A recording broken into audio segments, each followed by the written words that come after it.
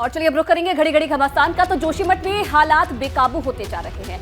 जिन इमारतों में खतरा है वहां रहने वाले लोगों को सुरक्षित स्थानों पर पहुंचाया जा रहा है और प्रशासन और सरकार पूरी तरह से अलर्ट मोड पर काम कर रहे हैं।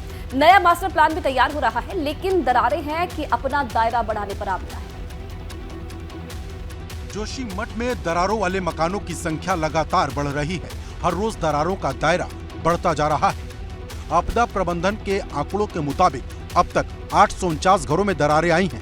असुरक्षित क्षेत्रों में आने वाले भवनों की संख्या बढ़कर 167 पहुंच चुकी है।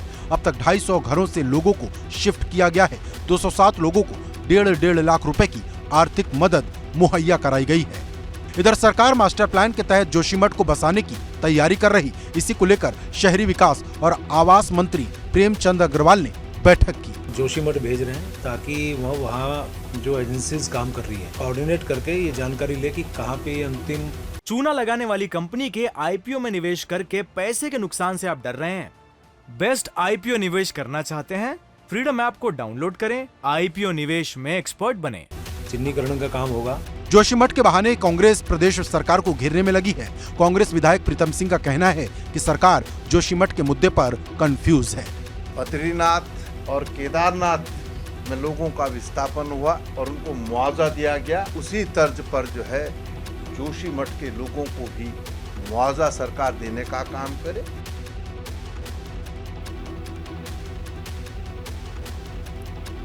दिल्ली में हुई भाजपा की राष्ट्रीय कार्यकारिणी की बैठक में पार्टी अध्यक्ष जेपी नड्डा को लेकर बड़ा फैसला लिया गया है। भाजपा राष्ट्रीय कार्यकारिणी के दूसरे और आखिरी दिन की बैठक में मौजूदा राष्ट्रीय अध्यक्ष जगत प्रकाश नड्डा के कार्यकाल को 2024 तक बढ़ा दिया गया। केंद्रीय गृह मंत्री अमित शाह ने बताया कि पार्टी 2024 तक हर चुनाव जेपी नड्डा की अगुवाई में ही लड़ेगी। जेपी नड्डा अब जून 2024 तक भाजपा के राष्ट्रीय अध्यक्ष के पद पर बने रहेंगे। 3 दिन बाद 20 जनवरी को नड्डा का कार्यकाल खत्म हो रहा था। जेपी नड्डा जून 2019 से 20 जनवरी 2020 तक कार्यकारी अध्यक्ष रहे और जनवरी 2020 में जेपी नड्डा को राष्ट्रीय अध्यक्ष बनाया गया। हर्षध्वनि के साथ सर्वानुमत से स्वीकार किया है कि जगत प्रकाश नड्डा जी को जून 2024 तक भारतीय जनता पार्टी के अध्यक्ष के रूप में इनके कार्यकाल को बढ़ोतरी की जाए। जेपी नड्डा के अब तक के कार्यकाल में 17 राज्यों में चुनाव हुए, जिनमें से 10 राज्यों में बीजेपी या एनडीए की सरकार बनी और गुजरात में भाजपा ने रिकॉर्ड जीत दर्ज की, जबकि गोवा में जीत की हैट्रिक लगाई। इसके अलावा हरियाणा, महाराष्ट्र, असम, यूपी, मणिपुर और उत्तराखंड में दोबारा सरकार बनाई और बंगाल में अब तक का सर्वश्रेष्ठ प्रदर्शन किया। जबकि हैदराबाद नगर निगम चुनाव में भी बेहतरीन प्रदर्शन किया और अब नड्डा के सामने 2024 लोकसभा चुनाव की नई चुनौती होगी।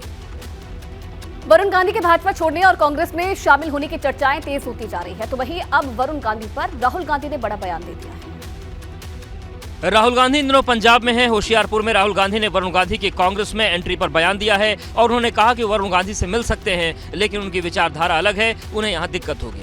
वरुण है वो बीजेपी में है, शायद अगर वो यहाँ चलेंगे उनको प्रॉब्लम हो जाएगी। दरअसल राहुल गांधी होशियारपुर में प्रेस कॉन्फ्रेंस कर रहे थे। इसी दौरान उनसे वरुण गांधी को लेकर सवाल पूछा गया। राहुल गांधी ने कहा, मैं आरएसएस के ऑफिस कभी नहीं जा सकता, उनके परिवार का एक थॉट सिस्टम है। मेरी विचारधारा उनकी विचारधारा से नहीं मिलती। मेरी विचारधारा, मैं आरएसएस के ऑफिस में कभी नहीं जा सकता। आप मेरा आपको गला काटना पड़ेगा पहले, मैं नहीं जा सकता। आपको बता दें कि वरुण गांधी के बीजेपी छोड़ने की अटकलों का बाजार गर्म है। इन चर्चाओं का सबसे बड़ा कारण है कि भाजपा के किसी भी अन्य नेता ने अपनी ही पार्टी की इतनी आलोचना नहीं की है जितनी पिछले 2 साल में वरुण गांधी ने की। वरुण गांधी 2004 में भाजपा में शामिल हुए थे। ऐसे में गांधी परिवार के सदस्य वरुण गांधी के अगले कदम पर सबकी नजरें हैं। राहुल गांधी और पंजाब के सीएम भगवंत मान में जुबानी जंग तेज हो गई है। राहुल गांधी की नसीहत पर भगवंत मान ने पलटवार किया है। दरअसल राहुल गांधी ने पंजाब के होशियारपुर में पंजाब के सीएम भगवंत मान पर तंज कसा था। राहुल ने पंजाब की सरकार को दिल्ली से कंट्रोल किए जाने की बात कही थी, जिस पर पंजाब के सीएम भगवंत मान ने पलटवार किया है। पंजाब के मुख्यमंत्री भगवंत मान ने पंजाबी भाषा में ट्वीट कर लिखा, राहुल जी, पंजाब में आप उल्टा सीधा ना ही बोले तो अच्छा है। मुझे सीएम पंजाब की जनता ने बनाया है। चन्नी जी को सीएम राहुल गांधी ने आपने 2 मिनट में चुने हुए सीएम कैप्टन साहब को दिल्ली से बेइज्जत करके हटा दिया था। यात्रा के दौरान पंजाब के प्रधान को धक्का दिया जा रहा है। आप बोलते हुए अच्छे नहीं लगते। दरअसल राहुल गांधी भारत जोड़ो यात्रा के लिए इन दिनों पंजाब में हैं और इसी यात्रा के दौरान उन्होंने पंजाब के सीएम भगवंत मान पर बयान दिया था। पंजाब को पंजाब से चलाना चाहिए। दिल्ली के दबाव में, केजरीवाल जी के दबाव में भगवंत मान को नहीं आना चाहिए, किसी का रिमोट कंट्रोल नहीं बनना चाहिए। पिछले साल विधानसभा चुनाव पंजाब में आम आदमी पार्टी ने कांग्रेस को हराकर सत्ता हासिल की और अब भगवंत मान और राहुल गांधी में सत्ता के कंट्रोल को लेकर ही जंग छिड़ी हुई है।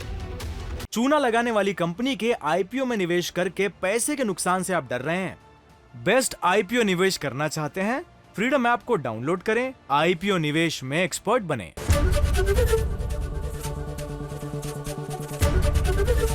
एबीपी गंगा, खबर आपकी, जुबान आपकी।